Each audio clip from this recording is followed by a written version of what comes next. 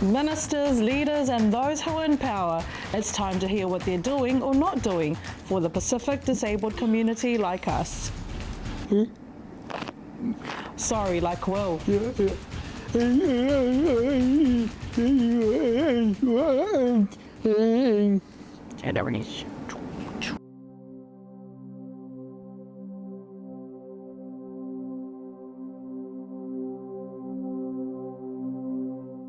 A really important part of it is greater mainstream access across the government, which is why we now have a ministerial leadership group so that disabled New Zealanders can be in the same places, work in the same places, live and play and enjoy their families, their friends, their community in a no different way than anyone else does. We've undertaken 2 rounds of nationwide consultation that have been really, really important in terms of flexible funding. What does that mean? What is it that disabled people really value?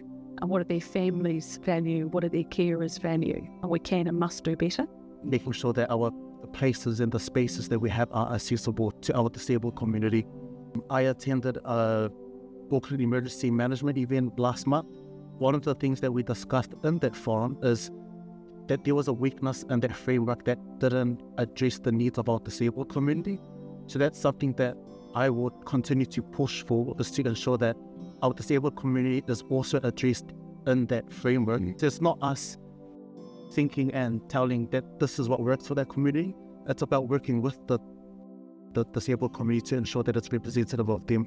What I would see is, how do we continue building on that relationship and making sure that we have spaces available for our disability community to come together to a safe space to connect, to learn and to help each other out.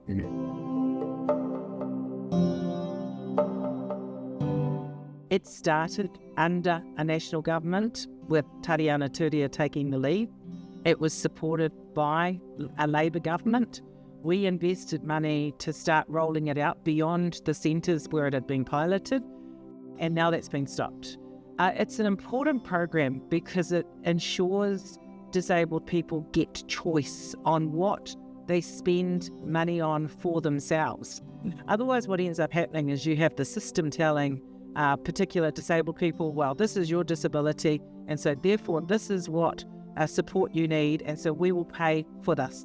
When actually that may not be the best option for the disabled person, and it takes the choice away from them. We want disabled people to have choice, and we want them to decide what is in their best interest, what will help them reach their potential, and what will help them thrive as contributing members of society. Access to community, access to culturally appropriate services as well, accessibility to appropriate transport, making sure that if you do a job, you get paid what you're worth, you get paid properly, you get paid a living wage as well. It is so important that there is representation at every single level of disabled communities in terms of all of these projects. It points to appropriate decision making. If these are impacting disabled communities, disabled people, then they should be in the decision making process as well. And if this stuff that the government is rolling out is not good enough, then they should be held to account. The vision and principles of enabling good lives is very much woven through the work that we are doing. A disabled person said to me, it's not a destination, it's a way in which we work, a way in which we interact, a way in which we serve each other. And I thought that was a really nice description, as opposed to what happened when there were 3 pilots. It then became about a place and about a thing.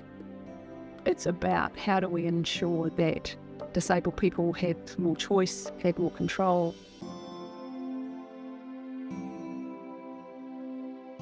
It's not the disability that we're employing, it's the person. It's been our job to also find a variety of people who can join us so that we can respond to a number of communities. We are one of a few organisations that are demonstrating the strength that people with disability bring to the organisations. When we see CVs, we're looking at people's skills. We're not looking at their physical ability. And so that's probably been one of the wonderful things, is that when you then find out what their disabilities are, then you ask them, what does that mean? What does that mean for you at work? what will you need?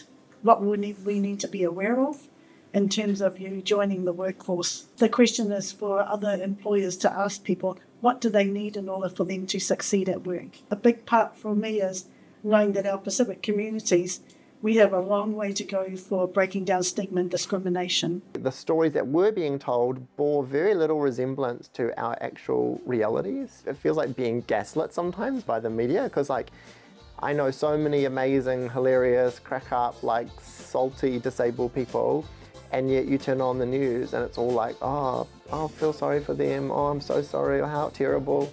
And so there was a real disconnect between the stories that were being told about us and the stories that I knew existed in our community that we knew. And so the question was simply how do we create something that feels authentic, that feels grounded in community, that feels really reflective of the breadth of our community? Because disability is we're such a diverse community. There's such a rich tapestry of stories out there. Let's share those. Today we spoke to those in power, but the real change starts with us, making sure that their voices are heard.